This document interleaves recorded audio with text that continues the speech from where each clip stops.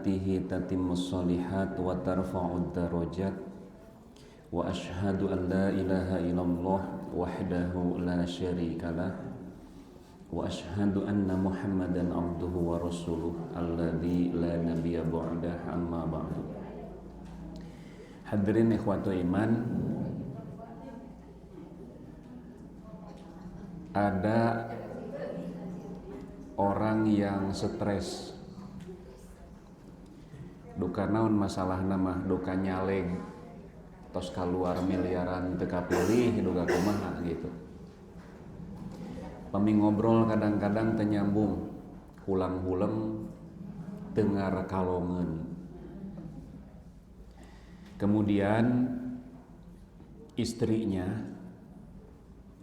menganjurkan supaya suaminya itu datang konsultasi kepada psikolog, dan dia mau. Setelah janjian, datanglah ke psikolog itu.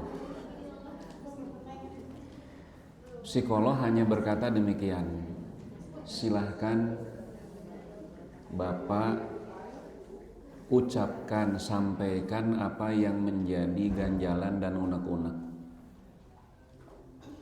Ngocoblak tah si Bapak teh 2 jam terus dibudalkeun. Nyakuring teh nyaleg duit menang nginjem kapilih henteu kumaha mayar, wah segala rupa gitu. Jadi beban pikiran. Ada mending stres pan seueur nu gelo teh teu kapilih teh gitu ya. Setelah 2 jam kata psikolog itu, sudah dulu Pak, untuk pertemuan ini cukup, silakan Bapak pulang. Untuk administrasi silakan urus di depan. Nanti minggu depan pada hari dan waktu yang sama silakan Bapak datang lagi. Nah minggu depannya datang lagi, sami gitu. Psikolog tidak banyak tanya, hanya sebatas menyuruh untuk gitu, sok budalkeun sagala ganjelan nu aya dina lebet manah Bapak, sami. Terus 2 jam ngocoblak gitu ya. Kata psikolog seperti pertemuan pertama, cukup dulu, silakan pulang, administrasi urus di depan. Administrasi mayar maksudnya. Nah kemudian janjian pertemuan ketiga. Pada pertemuan ketiga ternyata si Bapak yang stres itu hanya berbicara 1/4 jam saja. Pertemuan pertama dan kedua psikolog yang meminta supaya si Bapak itu berhenti. Nah pertemuan ketiga justru si Bapak itu yang mengatakan atau cekap sana gitu ya. Nah sampai kata psikolog, gimana perasaan Bapak sekarang? Sudah plong itu ya. Kemudian kata psikolog itu, Bapak alhamdulillah kalau sudah plong itu. Lain kali kalau Bapak punya masalah, jangan datang ke saya. Urang mah atoh seueur pasien teh gitu. Nah ini psikolog ini tidak. Jadi kalau di kemudian hari Bapak punya masalah, jangan datang ke saya. Kenapa? Karena datang ke saya itu satu jauh, yang kedua mayar, yang ketiga saya belum tentu bisa memegang rahasia Bapak. Bisa wae diucah aceh ka batur gitu Pak. Tapi nanti kalau Bapak punya masalah, silahkan bangun di sepertiga akhir malam. Silahkan curhat mengadu kepada Allah yang maha dekat dan tidak pernah meminta bayaran, dan dijamin bisa memegang rahasia Bapak. Nah ini salah satu hikmah daripada disyariatkannya sholat yang 5 waktu, salat malam atau salat tahajud. Salat adalah masa diantaranya di mana kita mengadukan semua permasalahan kepada Allah. Nah Islam punya solusi. Negara di Asia Tenggara kecil tetapi maju, Korea Selatan. Di Korea Selatan itu tidak ada barang Cina, beda dengan di kita. Tinimiti mesin nu badag nepi ka panitik made in China ya. Bahkan si Luhut bilang mau bikin pabrik senok sana. Ai urang Indonesia teu bisa haeun nyieun panitik nepi ka kudu made in China. Walaupun gitu ya, kita tos bukan rahasia umum bahwa made in China mah tara tahan lama, gampil rusak. Dulu ada Mochin, masih ingat tidak? Motor Cina sing bangkarak na ka mana? Masih katinggali ngulampreng ayeuna Mochin. Henteu. Nih, di kilo. Malahan ada orang Afrika perempuan dinikah oleh orang Cina. Gaduh putra umur saminggu maot anakna teh. Cek pemajikana bener buatan Cina mah euy, tara kuat lila. Ka orok-orok ka saminggu. Jadi Korea Selatan itu maju. Bukan Korea Utara ya. Kalau Korea Utara kan diktator. Apa produk Korea Utara? Nah gitu. Tapi presidennya sangat luar biasa gitu. Kalau berbicara tidak ada gitu anggota dewan, menteri yang nunutan daya. Beda dengan anggota dewan di kita gitu ya, menuju rapat tibra. Itu kena pengajian mah tibra oge. Kamu usum ge mah aleuem raosna teh pan tibra. Milih Bapak Ibu aya nu bade kulem sok ngagoler tong pamung gitu ya. Tong cingnyaan. Jadi di Korea Selatan itu otomotif mereka punya Hyundai. Elektronik mereka punya Samsung, punya LG gitu ya. Walaupun sebenarnya Indonesia oge palalinter. Urang ngadamel kapal tiasa pan. Indonesia itu dulu ada CN itu, ada N250. Kita sudah bisa membuat pesawat terbang. Ngadamel mobil tiasa? Tiasa. Walaupun dulu kerjasama gitu ya, kerjasama Indonesia, Jepang, disingkat jadi Kijang. Jadi Kijang itu singkatan kerjasama Indonesia, Jepang. Kemudian Profesor Habibie dulu rencana bikin mobil dan sudah diberi nama Maleo. Nah, tapi anak Pak Harto ingin juga bikin mobil. Muncullah Timor gitu ya. Nah, tapi di kayuna mana? Ya masih mending lah sempat diproduksi ya daripada SMK atau 10 tahun teu mol-mol. Kamana gitu eta SMA atau 10 tahun lah SMK teh. Teu muncul-muncul gitu. Padahal harita kan sudah 6.000 yang pesen ya. Itu mesti nunggu beberapa bulan kalau ingin mobil SMK. Nepi ka ayeuna lebeng gitu. Jadi pinter orang Indonesia teh.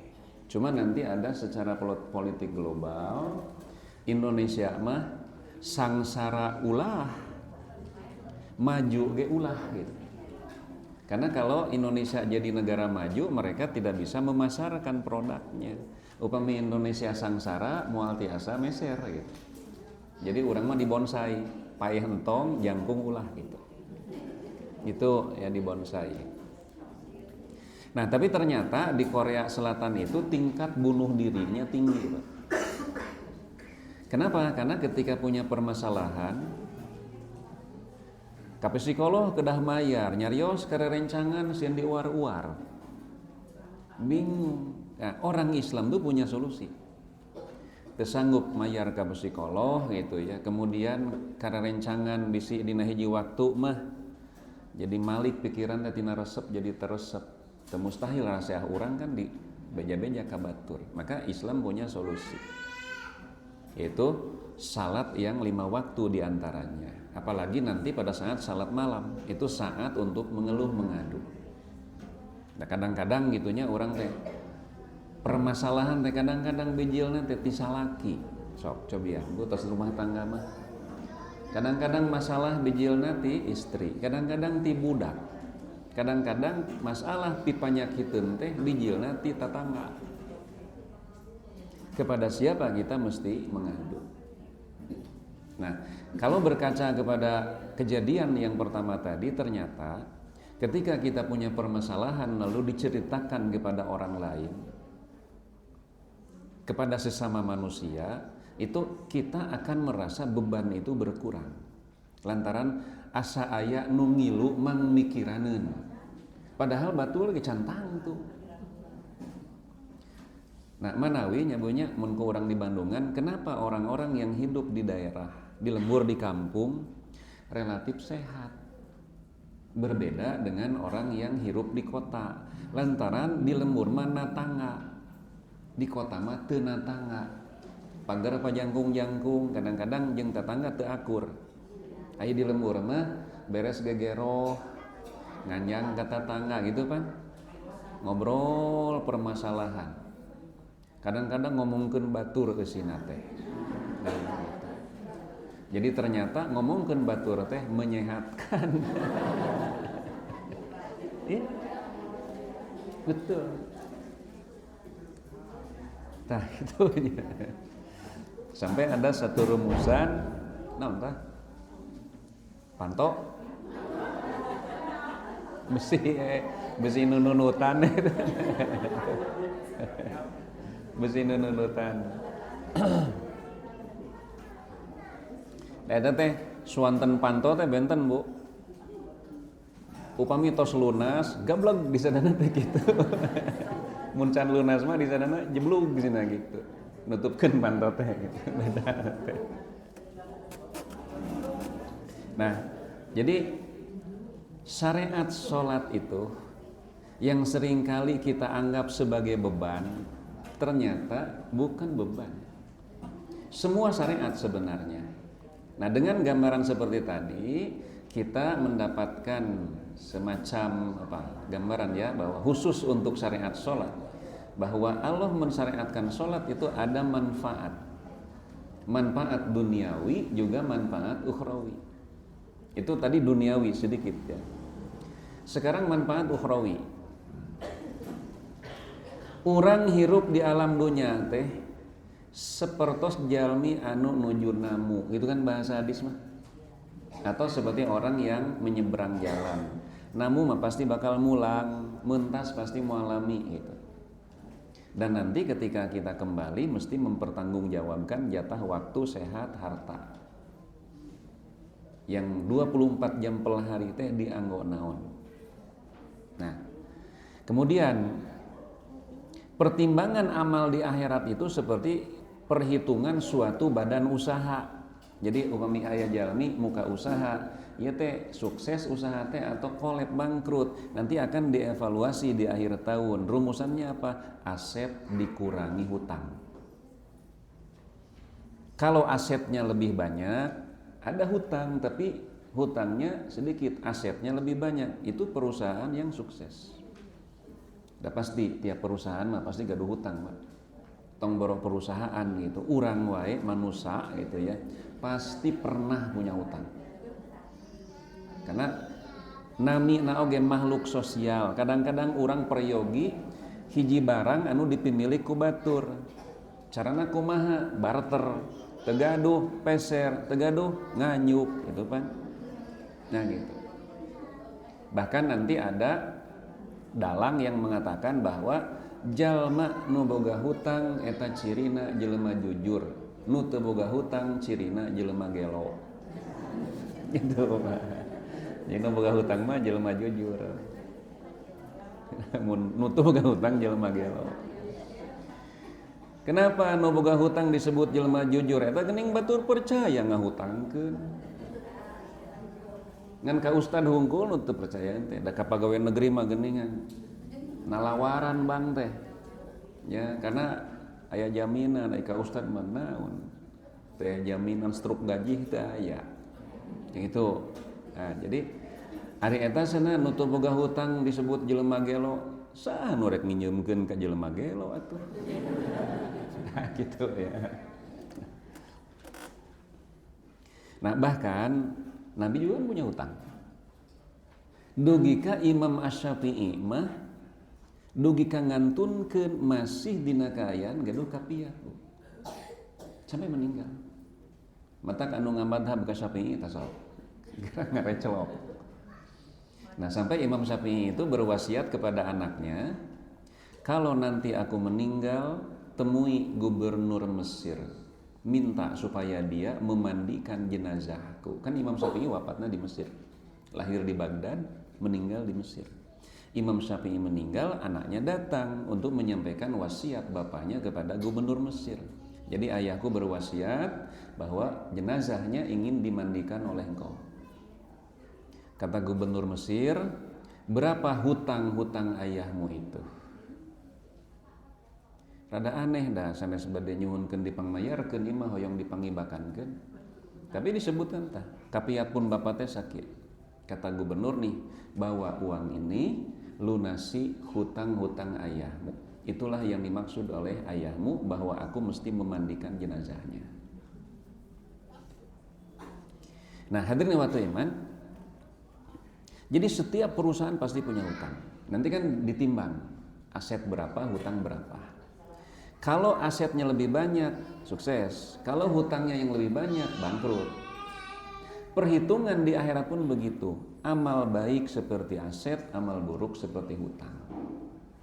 Fa'amma man thaqulat mawazinuh fahuwa fi 'ishatin radiyah.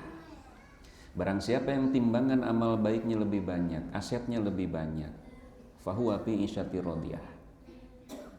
Tapi wa amma man khaffat mawazinuh, siapa yang asetnya sedikit, amal baiknya sedikit, tapi hutangnya, dosanya lebih besar, fa ummuhu hawiyah. Nah gitu, ya. Tapi adilna Allah. Kalau kita berbuat baik, pahalanya berapa? 10 kali lipat minimal. Kalau kita berbuat buruk, dosanya sebanding. Upami ibu ngalebetan kenceleng daya 100.000. Ribados mau nyontokeun sapertos di Lembangnya, di Lembang menuju jalan-jalan, mapai-mapai gunung gitu. Ngalangkung ka lembur aya nuju pangaosan. Ibu-ibu, sodakoh manu penting ikhlas. Ngesian kenceleng 1.000, ari ikhlas mah insyaallah bakal jadi pahala. Ngesian 100.000, ari teu ikhlas mah moal jadi pahala. Nu katangkep teh 1.000 ikhlas. Mantap ngesian teh 1.000 gitu. Nah, pribadi moal kitu nyontohanana. 100.000 ari ikhlas mah tuh. Nah gitu. Gitu ya. Mantap ayeuna mah kenceleng teh handapna sok nganggo busanya. Ngarah nu ngeusian teh eraeun. Soalna tolak di sana. Nah, punten ada nyinirannya. Tapi aya oge anu ningali kenceleng teh kadon nyerengeh seuri. Nah, eusian lain seuri. Kapan saur Nabi ge ai seuri teh sodako. Sodako teh seuri ka tetangga ai ka kenceleng mah beda. Nah, kemudian nanti Al-Quran menyebutkan innal hasanat yudhibna sayyi'at, itu kan. Jadi itu aset dikurangi hutang. Nah, sekarang gini Bapak dan Ibu, saur Siti Aisyah, Nabi mah sabinten sawengi sholatna tara kirang ti 40 rakaat. Salat fardu 17 ditambih rawatib 10. Upami qobla duhurna 2, upami qobla duhurna 4 berarti 12 kan? 10 we bantunnya, 17 tambih 10 27, tambih qiyamul lail atanapi tahajud 11 rakaat tos 38, tambih syukrul wudu 40, tambih duha langkung ti 40 kan. Nah, tapi intina Nabi mah sadinten sawengi tara kirang ti 40. Urang bari sebar rakaat sadinten sawengi? Satengahna we nya. Terus gampil nyontokeun. Satengahna we urang mah 20 rakaat sadinten sawengi, 17 anu fardu, witir we 3. Itu gampilna, ngarah gampil. Hartosna upami urang sadinten sawengi salat 20 rakaat, berarti urang 20 kali ngaos surat Al-Fatihah. Dupi surat Al-Fatihah seberapa huruf, Bu? Seberapa huruf surat Al-Fatihah?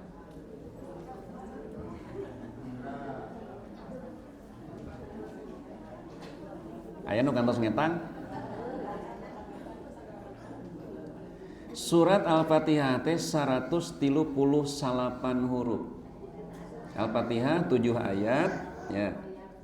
28 kecap 138 huruf. Teu percanten mah we tang deui. Itu. Eta usan apa tina Google. Gampil ayeuna mah. Buka we Google geura sok. Sok cobian buka Google. Nah gitu ya. Orang teh maca Fatihah ti budak tapi ditanya jumlah huruf sabaraha duka. Entong sasurat ayeuna mah Bismillahirrahmanirrahim. Sabaraha huruf?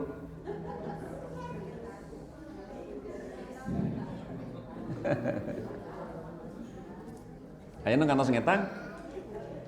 Sabaraha huruf, Bu? Sahuruf nya. Lantaran Ar-Rahim isim, Ar-Rahman isim, kecap Allah isim, kecap ismi isim, hurufna bi. Jadi Bismillahirrahmanirrahim hurufna sabaraha hiji dan usajen nama isim gitu. Terus teh ya gitu. Nah, ieu mah supados gampil ngetangna nya. Upamina surat Al-Fatihah teh 100 huruf gitunya. Ieu mah kanggo contoh hungkul supados gampil ngetang. Surat Al-Fatihah teh 100 huruf. Upami sadinten sawengi urang ngaos 20 kali surah Al-Fatihah berarti 100 kali 20. 2000. Dina hadis riwayat At-Tirmidzi saur Nabi, man qara'a harfan min kitabillah falahu hasanatun. Sing saha anu maca sahuruf tina surat tina kitabullah maka eta jalmi bakal kengeng hiji hasanah wal hasanatu bi asyri amthaliha dan satu hasanah akan dilipat gandakan menjadi 10 kali lipat. Jadi sahuruf 10 pahala. Wala aqulu alif lam mim harfun. Kuring mah teu nyebutkeun alif lam mim sahuruf. Walakin alif harpun walam harpun wa mim harpun. Tapi alif sahuruf, lam sahuruf, mim sahuruf. Punten Ibu terang teu hartos alif lam mim naon? Nya alifna Allah, lamna Jibril, mimna Muhammad gitu kan zaman baheula mah. Tah eta mah numutkeun disiplin ilmu cocokologi. Dicocok-cocokkeun gitu ya. Para ulama ahli tafsir wae mung saukur ngucapkeun nalika aya kecap alif lam mim, alif lam ra gitu, kaf ha ya ain shad itu yang disebut dengan huruf muqatta'ah. Wallahu a'lamu bimuradi mung sakitu. Wallahu a'lam bisawab sakitu. Tah ieu jadi isyarat gitunya. Ngaos Quran mah sok sanaos urang teu apal naon tarjamahna tetep sahuruf 10 pahala. Eta isyarat naha Nabi bet nyontokeun alif lam mim nalika nerangkeun kautamaan maca Quran sahuruf 10 pahala. Nah teu nyontot teh alhamdulillah teh 5 huruf alif lam ha mim dal. Anu urang hafal tarjamahna sagala puja gitu Pak. Janten istilah monyet ngagugulung kalapa teh teu berlaku dina bab maca Quran mah. Tuh siga monyet ngagugulung kalapa teu ari-ari maca ge ari teu ngarti mah dina Quran mah tetep we sahuruf 10 pahala. Janten sadinten 20 rakaat berarti 20 kali Fatihah. Upami ieu mah saros gampilnya 100 huruf berarti 2000 kali 10. 20.000 poin nuku urang dikempelkeun tina salat nu 5 waktos. Namanya Fatihah teh. Teu acan ge susuratan. Rakaat kahiji rengse Al-Fatihah terus maca kulhu. Cing ai kulhu sabaraha hurufna? Rakaat kedua rengse maca Fatihah terus diteruskeun kana maca surat Al-Ikhlas.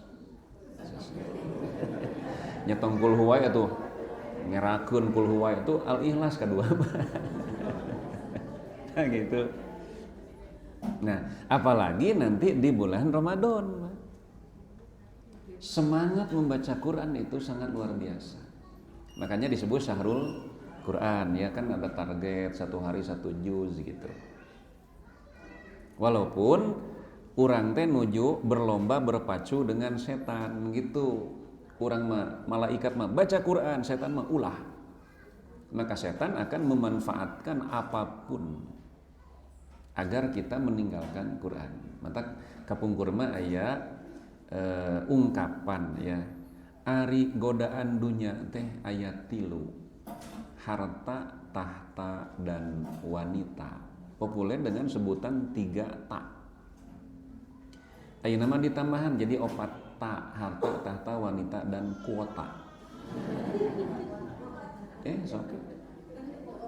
Silahkanlah Bapak Ibu mangga merenung setiap hari lebih banyak buka mushaf, lebih banyak buka HP. Nya, HP. Eta barudak eta timulang sakola nepi ka bade kulem kieu we. Nah barudak bet kitu da bongan ningali indung bapana ge kitu. Kadang-kadang lamun usum lebaran ngariung gitu di ruang tamu, tapi masing-masing tarungkul. Kumaha teh aya awak deukeut, aya hate jauh. Susah kita membuat program sok atuh tim magrib ka isya mah HP teh antep atuh. Dah eta. Mau tidur buka HP, bangun tidur lain alhamdulillahilladzi buka HP. Ranca ekek hujan, update status, raat, alem, angin, ayo gitu. Ini godaan. Makanya ulama Saudi mengatakan bahwa HP itu ringan dibawa, tapi tanggung jawab di akhirat sangat berat. Kamu puntennya ya, kade ka bapak-bapak. Saya pernah mendapatkan keluhan dari hampir 4 ibu-ibu. Pak Ustadz pun lancek teh tuh. Kunaon teh Bu? Wengi-wengi teh wajahnya bercahaya. Ari teh nyawa HP. Kan HP itu kalau sudah dipakai langsung ngunci sendiri kan? Itu tapi beberapa menit, beberapa detik sempet senap pun lancek teh kajaman can kakunci dibuka ku abdi. Bobogohan deui. Anteng WA-an gitu. Dengan perempuan yang sudah punya suami. Sing ti iraha teh Bu kikituan teh. Ti saprak reunian. Nah, kade reunian. CLBK itu. Bahkan dulu tahun 2001 ieu mah menuju ibadah haji, Pak. Gara-gara HP. Seorang istri tanggal 8 di Mina, berarti sudah memulai ibadah haji, pasea dan minta cerai. Ceraikeun ayeuna keneh oge. Di Mina, tanggal 8 sudah mulai prosesi haji. Gara-gara naon HP. Cuma 2000 hiji mah teu acan WA ya, masih SMS. Jadi karena di Mina itu luang, itu belum ada ibadah yang melelahkan, beda dengan tanggal 9 pada tanggal 10 apalagi kan. Tanggal 10 itu ada 4 ritual, lontar jumroh, menyembelih hadyu, cukur rambut, topi pado. Nah, kalau tanggal 8 masih nyantai. Iseng si carogena teh SMS-an dengan pacarnya dulu ketika SMA. Menuju naon, biasa awal nama gitu. Nah, lama kelamaan kan muncul bahasa-bahasa yang tidak enak dibaca oleh istrinya itu. Nah, qadarullah ketika si suaminya ke toilet lupa HP tidak dibawa, istrinya curiga.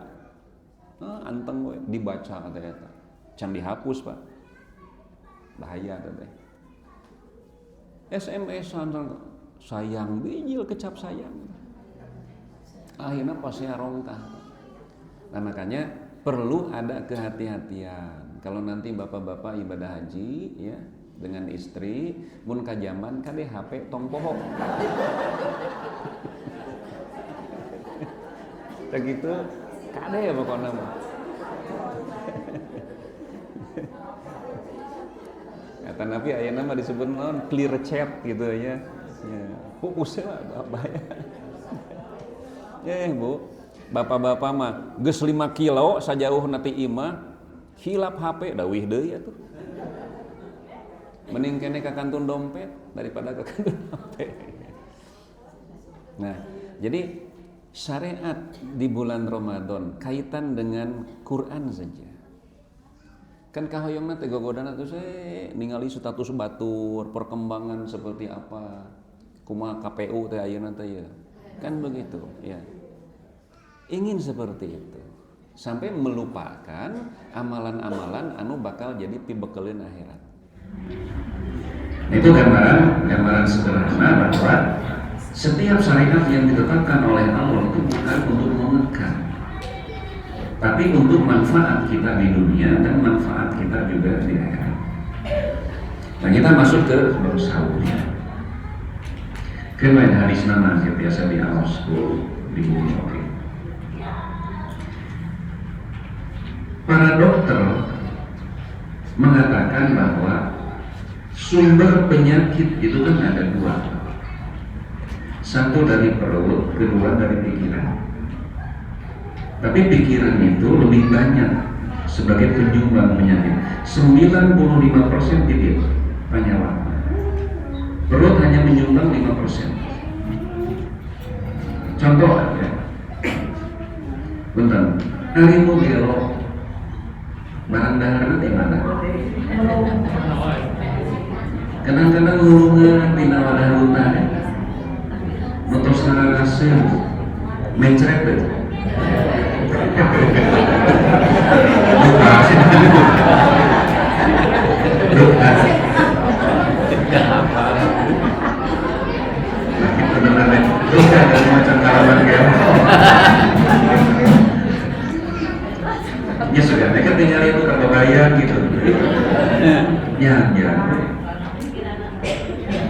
Kenapa anak belum? Kalau betul 3 tahun yang lalu dari 2020 sampai 2023 ya,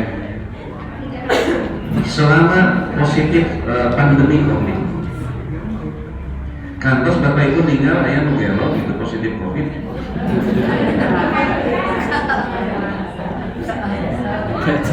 Padahal yang bawa di masker kan di salah nawa itu.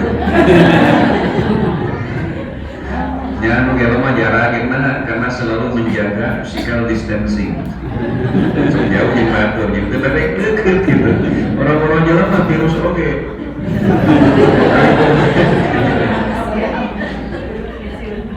Tapi mungkin luput dari perhatian orang dunia. Selama pandemi di TV, di radio, di koran, di media sosial, apa yang diberitakan? Yang positif sekian, masuk rumah sakit sekian, yang meninggal sekian. Tapi anda mandai mengatakan diberitakan, so, yang sehat, porsinya kecil. Terus unggal dinten, anggulan di heong-heong. Itu kan teror mental. Nanti ke tetangga disebut positif COVID, kan itu ngaliwak laginya. Itu. Terus orang lagi teror. Makanya ketika tingkat stres tinggi, nanti daya tahan tubuh menurun. Ada salah dokter Sugeng, anggota persis di PC Ranca Sari, hanya dokter spesialis jantung di Islam. Upami di nakes tenaga kesehatan itu sigan warisan positif deh. Beres dia nyari kenapa? Karena dokter itu perawat medis ya, tenaga medis itu tingkat stresnya tinggi, bekerja sama di ruangan yang sama, kadang-kadang langsung berhadapan bersentuhan dengan pasien di ruang ber AC. Ketika pulang yang terpikir apa? Kumaha barudak itu. Tapi di lembur masalah selama pandemi saya jalan-jalan ke gunung gitu ya. Nah, Lembang de Kacimide, Pangalengan, Cililin, ditaruh sih. Pak di dia yang kopi itu ya. Ayah budak SD-nya kelas berapa? Duh, tuh udah jauh naik ke sana. Ya sekolah. Apa yang baik dalam luar di mana ya sih? Duh, kelas nanti jauh naik kelas kita. Nah, bukan berarti puas kalau positif kemarin gitu ya. Tapi ada cerita begini. Ayah Jali di mandraguna kan ada dongeng ieu mah. Bisa ningali sareng ngobrol sareng virus. Gitu ya. Lagi sore menjauh gitu dari menikmati secangkir teh hangat. Nah, beli kita virus, tangan mereka mana sana? Mereka Spanyol. Tuh, diutus dengan Kuala boleh jadi coba dengan orang Spanyol. Seberalilah 2 tahun. Numawat seberapa orang kan? Numawat 10.000. Beres. 2 tahun di hari itu sami di Madaun ya jami Nusakti Mandraguna teh. Eta rombongan eta virus beralih di Spanyol. Beres tugas, beres. Kayak senadaguan sekitar 2 tahun katukan senatan dirinya teh kita nu mau 10.000 geuning eta dina berita nu mau tapi kan 25.000 nah bohong cek virus teh anu mawat gara-gara virus 10.000 mau 15.000 mah gara-gara obat teh nu radio TV gitu cek stres. Nah kemudian jadi perut hanya menyumbang 5% saja. Nah kaitan dengan perut sebagai penyumbang penyakit nanti ada penyebabnya itu menurutkan dokter-dokter muslim di bahasa Arab disebutnya al-qo'amu al-qo'amu makanan di atas makanan. Nah dari makanan di atas makanan teh hartosna makanan yang satu belum sempurna dicerna sudah masuk makanan yang baru. Itu ya kayak orang sambung-sambung. Jadi tanya. Jadi sumber penyakit itu salah satunya adalah makanan di atas makanan. Yang satu belum dicerna sempurna sudah masuk makanan yang baru. Yang kedua, makanan yang kita makan itu baru akan sempurna dicerna setelah 8 jam. Menarik Bapak Ibu badai cek laboratorium ya atau general check up upamina nu badai angkat haji kan sok aya tes istitoah disebutna sadar dalam rumah tapi ka sararieu kadang-kadang sadar karasa sama cempian gitu mungkin sararieu gitu karena seueur jalmi anu alim ke rumah sakit nah sieun ka pernah yang dari satu sisi kan tapi dari sisi lain ketika ketahuan sejak dini ya, stadium hiji ya lebih mudah daripada sudah stadium 4 baru ketahuan. Nah jadi bapak-bapak itu badai cek darah, cek urin ya itu kan sok dokter teh bapak ibu saum heula nya jam 10 malam terakhir makan gitu kan. Kenapa jam 10 malam? Karena nanti kalau memang jam 10 malam terakhir makan 11, 12, 1, 2, 3, 4, 5, 6 jam 6 pagi itu makanan yang kita makan terakhir 10 malam itu akan sempurna dicerna. Nanti hasil tes urin, cek darahnya akan optimal, akan maksimal. 2. Yang ketiga, umumnya di luar kita punya pola makan sehari 3 kali. Terusnya soksana harus beas mahal, antara saja jam 2 kali. Sarapan pagi jam 7, makan siang jam 12, makan malam jam 6 gitu. Nah, ulangi pola makan yang sehari 3 kali kita ukur dengan pola cerna tadi. Kan sok ararisin nerangkeun ieu teh. Nah, kadang-kadang upami menuju sanes di sasi Ramadan terus nerangkeun ieu langsung berperang. Betul ya. Nah, sekarang kita ukur ya. Kita sarapan pagi jam 7. Maka makanan yang kita makan pada saat sarapan pagi jam 7 akan sempurna dicerna 8 jam kemudian jam 3. Tapi mulai ya belum sempurna dicerna jam 3 ba'da duhur terus dahar ya makan siang. Nah makanan yang kita makan pada saat makan siang akan sempurna dicerna jam 8 malam 8 jam kemudian. Tapi jam 6 kita sudah makan malam. Itu kan baru ya pokok. Ayah, abdi mah taraseuleur pulang dengan sering. Ayah.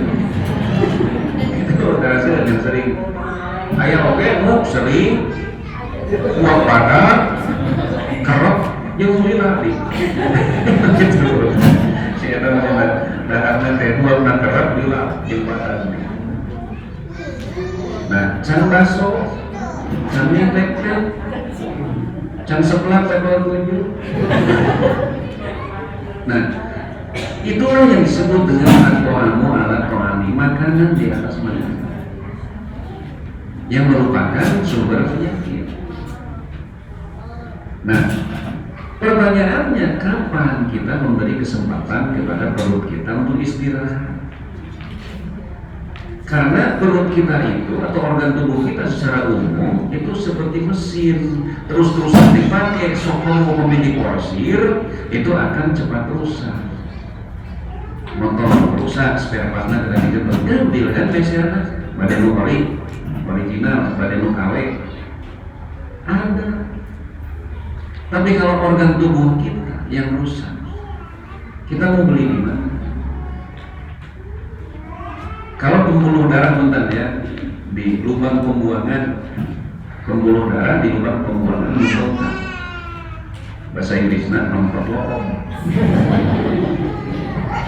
Cingkungan cara ngomeanana, tek datang kajang tayuk cingkungan dia 7 urut. Dan gitu. Kalau pankreas kita sudah tidak bisa mengkonversi gula menjadi energi, yang menjadi bukan pabrik gula, kita menyelesaikan pankreas.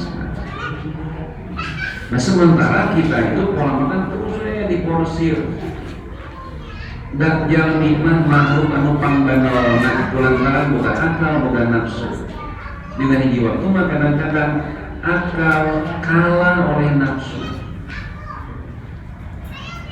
Contoh yang teng umum, puntennya mulai tukang budut, penglirang budut terus kembali. Cing ari rokok, memutkeun ilmu saya itu. Ya. Kegel we itu dipeseran dengan 16.000 jadi 20.000, ini 30.000, sampurna mil ya mas. Aman tuh. Kurang menghitungnya sadinten sabungkus 30.000, sasasi seberapa? 5 juta, sasasi salapan? Nah, terus tahun mengkurban seberapa tahun? 4 juta. Ya, biasa dulu sahabat.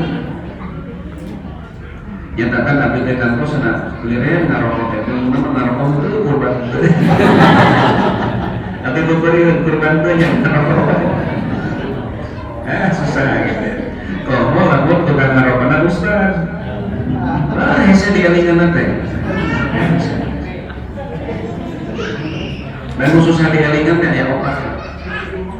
Orang yang sedang jatuh cinta, ya. Jelma gelo, tukang ngarokok, sekarang pendukung Prabowo. Bisa diingetan nanti. Itu lah. Yang serius lagi, serius lagi. Nah gitu ya. Nah, jadi kurang banal. Kadang-kadang ilmu kalah oleh nafsu. Kurang teh apa dengan pengajian ya sahur Nabi, jadikanlah perutmu itu sepertiga buat makanan, sepertiga buat angin, sepertiga buat cairan gitu kan? Dengan prakteknya kumaha? So kamu upami kurang tuan awak jamaah pamlek, liwat teh bro, dina daun cau itu kan? Sambal kecil gitu kan? Sambal, tahu, tempe, gelembung, bonteng, jengkol, asin. Tidak ukur, tuan dengan orang seperti tidak terukur. So seberapa piring? Bisa lebih dari 3 piring. Bulan dia saya ngepok itu lagi, penjarahan gitu. Nah, apalagi ketika kita diundang dalam resepsi pernikahan, rada jegur jelema teh muhajatna. Setan teh. Jumpa pasokan mingguling, asal lupa kopian. Lungsur di pelaminan setelah mengucapkan barakallahu laka cinta mana? Sama terakhir cuci mulut. Ini waktu mah. Ternyata bedanya manusia dengan hewan kaitan dengan bab makan. Satok mah barang dahar teh kulantaran lapar. Ari manusia barang dahar kulantaran hayam. Menurut Bandungan film dokumenter ya, Discovery misalkan predator tertinggi di Afrika misalkan kan mau mas sekali ngakan daging 7 kilo lapar morok menang zebra 7 kilo jalur berkenan barang teh nah bikan nama datang ke Bandung sisa jalur bari morok rajin mana kan bikan. Jadi ada harganya 7 kilo. Kantos ibu ayam berita ayam mau kolesterol. Daging membatui. Muning. Ke ayam diladongin ayam muning asam urat. Sementara memakai dahar mau hejoan. Nah hari jelema sadara karasa asam urat kolesterol terus. Ternyata rahasiana mau menggunakan daging tarak di kajuan. Ayo jelema Indomie wae. Itu karbo ya karbo. Nah gitu. Jadi satu mah relatif sehat mah lantaran barang dahar teh nalika lapar. Terus sebuah mah gogoleran. Ayah kuda zebra ngaliwat, rek super tewak pergi atuh. Itu. Ayah jalmi mah dahaya. Nah, manawi Allah ya Ustaz Sodikin nya nya nama moyan kieu jang gadenya mereka omongan omat kudu dahar heula. Pan urang mah rek. Kawannya itu. Nepi ka aya rambut dahar isuk-isuk. Karena jam 11 ayam mau di kamar itu dah perbaikan gizi di sebelum makan ya beres di pelaminan tiap setan dipakai ayo ngamplok masa ibu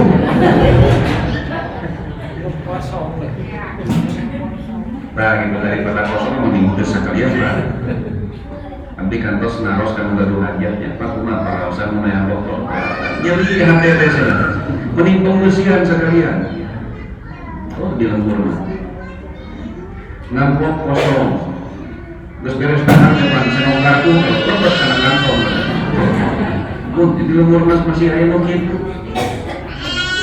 nanti kan bukan hajatnya yang menghitung di kurungan gantian senok karena udah terkorwai.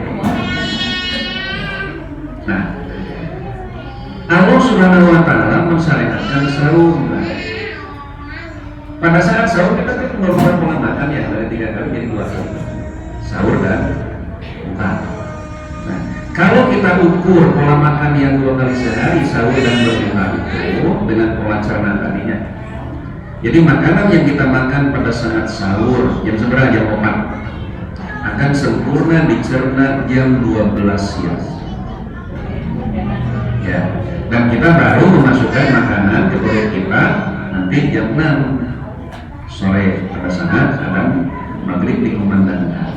Nah, artinya 6 jam dalam sehari selama sebulan kita memberi kesempatan kepada perut kita untuk beristirahat dari mengiling makanan. Dari di orang istirahat makanya saya atau jam membandel. Kamu harus sekolah Pak. Kayak istilah kolot pedetong. Ayah jalmi di malehernya. Segala dituang, padahal sama dokter teh. Itu putra Pak pangsau dokter oge dokter obat kumaha dokter dahar kumaha apa maot kumaha Allah urusan obat ke dokter nah gitu urusan dahar kumaha urusan maot kumaha ya memang harus kurang di Bandung kan gitu ya. Ada zaman umroh orang Cimahi putra nate dilebetkan sebagai anak sehat percontohan WHO, pola tidurnya diatur, pola makannya diatur, usia 20 kanker dirawat Singapura kemudian meninggal dunia. Padahal pola tidur, pola makan udah ada yang sadar fresh gitu yang jadi ada kayak gitu. Nah tapi tentu tidak bisa jadi ukuran lah gitu, oke diatur-atur insya. Walaupun tentu ya kematian itu tidak ada kaitan dengan masalah pola makan, pola tidur, pola pikir. Ayah tukang merokok, mendingan 82 tahun. Ustaz Atang AS 82 tahun lah. Merokok berat. Berat kita nggak sekali ngerokok sabatan di berat sehari 4 bungkus arbat coba apal arbat banget beres arbat kadina mau korok 82 tahun nah ayo korok karena ngerokok begitu sih nak korok kita ngerokok mawar ada berapa tahu ya sama mau masalahnya sehat atau tidak gitu ya. Bahkan boleh nggak orangnya masih ada tuh ya di rumah sakit Muhammadiyah ada dokter spesialis anak terus pensiun ya nama praktek di rumahnya dokter Yuhana namanya. Beliau pernah sehat di mesin Metro Fatuluna, kebetulan saya ngisi di sana dari 96 sampai sekarang masih jalan. Soal anjana Ustaz, pasien yang dirawat inap di Muhammadiyah itu 99% itu bukan perokok. Kecil itu rasa aneh. Benar Ustaz.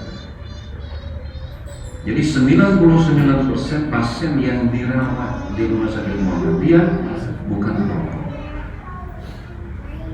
Nah, cinta dok, lantaran usok ngerokok lamun gering di rumah di jalan kene geus maraok. Jadi tergabung di rawat. Mana tarasnya? Ayat kene yang dina ya. Sadar orang di sana. Nah, satu ya nikmat sahur. Jadi dengan sahur kita memberi kesempatan ke perut kita untuk beristirahat saling menggiling makanan. Dua ya. Nanti lahir di Menger, Ustaz Asep Menger tengah, nanti Menger hilir. Sami kamu buat Menger tengah Menger hilir teh, kabupaten setelah ada jalan tol, nah itu naik pangkat ke tengah Majentan kota dia itu tetap kabupaten. Upami wangsul sekolah SD itu ritual keseharian itu makan siang, sholat lohor, ibad di warungan. Beres ibad di warungan, jalan-jalan di Nagalangan, kebun bonteng, kebun tomat. Biasa we di babaturan masih disuruh-suruhkeun. Api-api gitu, api-api lampu. Itu teh. Nostalgia gitu ya. Tapi kata sudah malah setengah tereseker kalimat itu dibilang. Sehat jajan, berani. Kenapa? Karena ketika itu pupuk itu organik. Ayeuna mah teu terus. Sekalian jalan-jalan ke Lembang ningali aya bonteng, aya tomat, langsung metik gitu. Nah, memang harus jadi ustaz.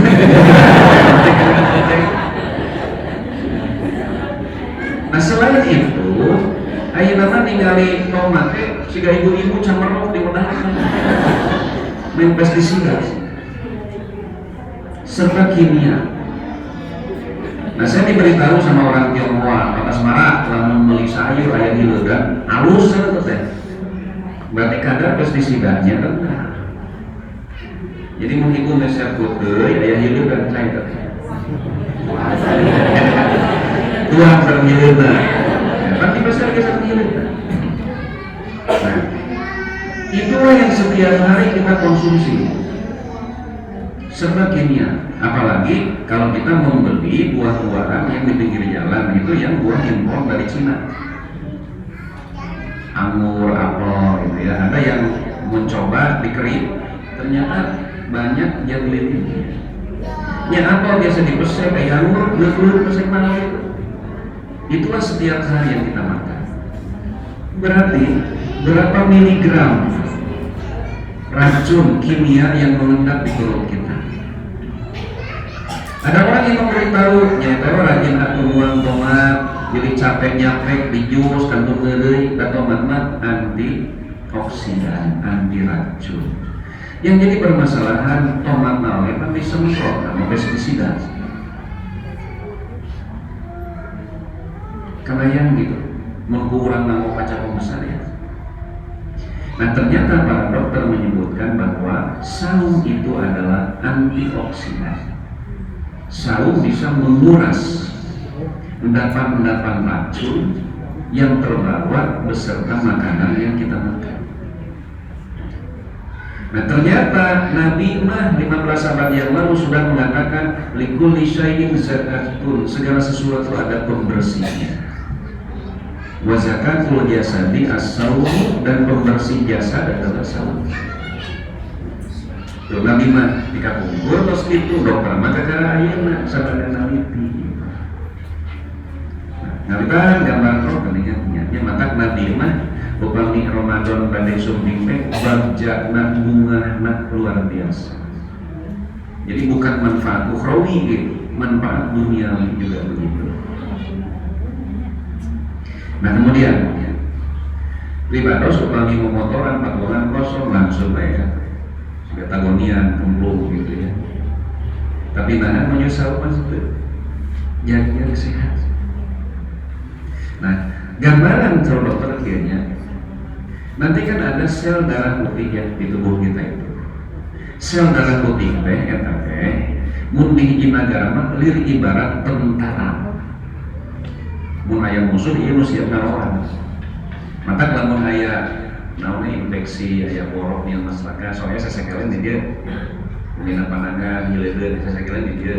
Nah itu teh gambaran dokter mah eta teh kelenjar sel darah putih yang terkonsentrasi untuk melawan virus, melawan kuman. Istilahnya gitu. Nah tapi di hiji negara kadang-kadang tentara kurang, maka perlu tentara cadangan. Anu wamilda teh wajib militer darurat sanes wajib militer kare wamilda. Nah itu tentara bayaran. Nah di bab obatna tentara bayaran tadi disebutna antibiotik. Oh ini terus ada antibiotik gitu kan untuk membantu sel darah putih. Tapi kalau terlalu banyak aya bahayana oge. Jadi sel darah putih bukan melawan musuh tapi justru akan berbalik melawan sel darah merah. Itu disebut kanker darah atau leukemia. Itu sel darah putih memakan. Nah di Jepang ada penelitian ternyata kandungan sel darah putih pada orang yang saum itu meningkat. Manawi dina narjamahkeun asyamu junnatun saum itu turisei. Nah saur dokter mah saum itu meningkatkan kekebalan tubuh, menjadi perisai dari penyakit. Kemudian ya, Bapak Ibu ngantos ngamuk ke? Oh, terjauhnya. Soal Nabi, mun aya jelema nu kuduna amok terus teu amok eta teh keledai. Quran dinurut, sabar. Islam itu kan rahmatan lil alamin. Nabi Muhammad dihina, sabar. Islam itu kan rahmatan lil alamin. Tempo kiyaina dihina, paeng ge aing mah melaan kiai, melaan Islam. Kira pun ningali kurang didurut, kurang terpanas HP. Upami ibu bapak menuju bendung, menuju amrok, capek deh. Capek. Nampas jadi pondok kayak bubung getang jadi goreng batu. Sampai itu biar kerba sok ngaca longgen begitu kurang-kurang goreng batu orang ke sebelumnya capek. Saya pernah dicarikan di Jambi di Sentapa sama tadi kejadian tanggal 8 di Mina menuju ibadah seorang jemaah saya mau diri. Waktu itu habis survei dari Jamarot, jalan 1 jam, pulang 1 jam, jarak tempuh itu 2 kilo bolak-balik. Belum sarapan, pulang lapar. Ngantri beli makanan, itu bagian antrian, ada yang jualan nasi kebuli itu. Kata si ketua regu, si ketua laparnya, nyontak. Tanpa kerumung saya. Untung nanti abdi kesaruan. Dan sampai lapar, aku itu kerengan tenel, cak orang lagi. Kalau yang lain itu kerengan, anak nanti. Nah sebenarnya saya antrikan dulu, ngantri nyenak 100 real, itu satunya 10 real, dapat 10, kasihkan aja. Kan 11 hari lama, saran teh, mending tunggu satu lagi, ngantri dari dapat 10, yang satu kasihkan ke dia, jadi 11, yang 9 kasihkan ke kedua. Rewas ya. Terus nyarekan, dibantu, suka nunggu suka nunggu saja. Besoknya tanggal 9 ketika akan memulai prosesi wukuf, itu pembimbing utama bilang sok silih hampura lah, sok minta hampura lah, supaya dina ngaduan teh bener-bener plong. Orang itu paling dulu Pak mendatangi saya, nyumuh sumbangan, dikasih jadi Habib sumbangan. Ustaz hapunten kamari abdi teh emosi. Terus gambar pulang dari Jamarot capek lapar asli. Karena memang secara rumusan jalmi nuju lapar sok mau capek omat tong digeulian. Mudah tersulut emosi. Sok. Tapi aneh Bu, ketika kita sahur perut kita kosong, justru kita lebih bisa mengendalikan emosi. Ya. Tenang anak mah dari manusia orang teh, tapi mau gede apa? Jelek, teleponot, itu ya. Kadang drama mah lagi mana? Nah itu ya. Nah, kedua itu, yang ketiga. Nabi Yusuf alaihi salam, kita ambil endingnya saja ya. Beliau itu kan dipercaya oleh raja untuk jadi bendahara yang memegang kunci dari gudang makanan. Tapi Nabi Yusuf rajin sekali. Sampai ditanya orang, kenapa engkau rajin sekali padahal engkau yang memegang kunci gudang makanan. Kan kamu loh sekali latih gitu ya, mengurangi majul hasil, jul kipli hasan gitu. Riweuh lain gitu. Nabi Yusuf mengatakan, aku khawatir kalau perutku selalu penuh dengan makanan, aku tidak bisa merasakan penderitaan orang miskin. Kata rajin saum teh. Ternyata saum itu melatih kita untuk bisa berempati. Saur Kang Ibing banyak, ayeuna urang puasa sana. Yakin keadaan maghrib teh sagala aya bawa cireng, kabe, kan kabe kerupuk banjur.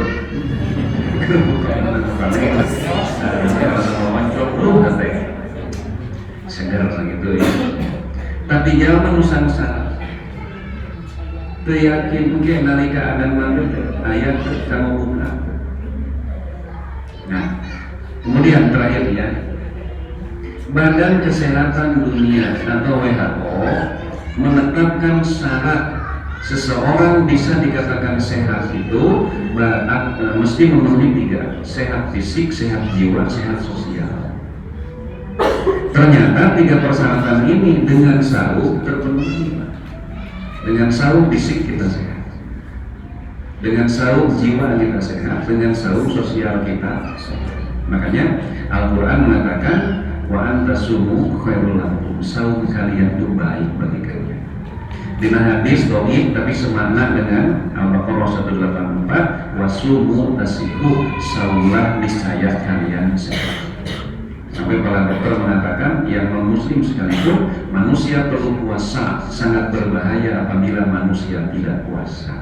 Dan sekarang sudah mulai orang-orang yang kafir sekalipun mereka suka ikut puasa di bulan Ramadan.